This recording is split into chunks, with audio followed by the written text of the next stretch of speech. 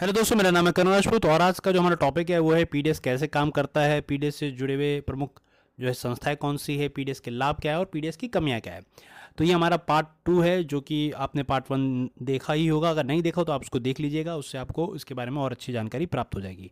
तो चलिए फिलहाल इस वीडियो को हम स्टार्ट करते हैं बिना किसी देरी के। और दोस्तों, अगर आप हमारे चैनल पर नए हैं तो प्लीज़ हमारे चैनल को सब्सक्राइब करेगा।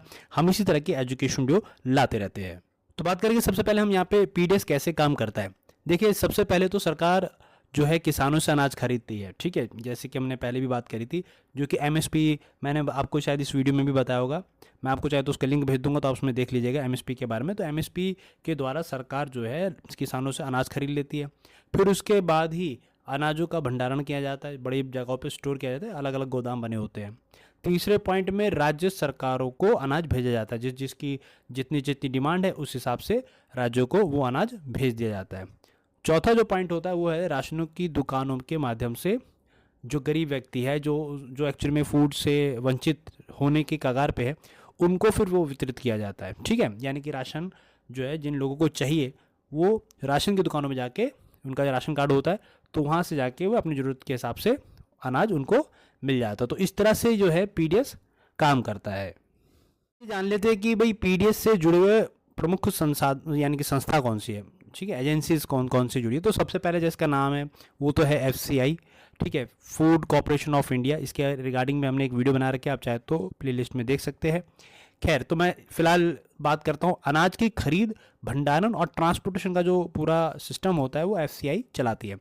और जो सेकंड डिपार्टमेंट है, जो कि department of food and public distribution है, जो कि पीडीएस की नीतियां और उस पर नज़र रखती है, यानी कि प्रबंध देखती है कि कैसे कैसे चल रहा है, ठीक है। तो ये दो प्रमुख रूप से संस्थाएं, और भी छोटी मोटी संस्था हो सकती है, बट मेन संस्था ये होती है। तो इसमें हम जानेंगे कि पीडीएस के लाभ क्या होते हैं। तो पहला पॉइंट तो यही है कि गरीब जो परिवार है उनको सस्ता भोजन उपलब्ध हो जाता है। दूसरा है खाद्य संकट से सुरक्षा मिल जाती है, यानी कि कोई युद्ध हो गया या फसल खराब हो गई तो ऐसे में आपको टेंशन लेने की जरूरत नहीं है, क्योंकि फूड सिक्योरिटी काफ़ी अच्छे लेवल पे होती है। तीसरा जो है गरीबी और भूख कम करने में सहायता मिलती है, यानी कि जो गरीबी है, जो भूखमरी से लोग मर जाते हैं, उसमें काफ़ी हद तक जो है ये चीज़ें को कम करने में काफ़ी सहायक होता है। पीडीएस के ये जो है प्रमुख रूप से लाभ है। तो बात करेंगे यहाँ पे पीडीएस की कमियों के बारे में। तो पहला पॉइंट है राशन की चोरी और भ्रष्टाचार। जैसे कि हमने बताया कि राशन की चोरी हो जाती है, भ्रष्टाचार होता है, जिसकी वजह से कभी कभी जिनको अनाज चाहिए वो अनाज उनको मिल ही नहीं पाता। सेकंड है पात्र, जो इन लोगों को अनाज चाहिए होता है उनके पास पहुँचता नहीं, ये एक सबसे बड़ी प्रॉब्लम होती है। वो अनाज किसी ब्लैक में बेच देते हैं या कहीं और ही चला जाता है।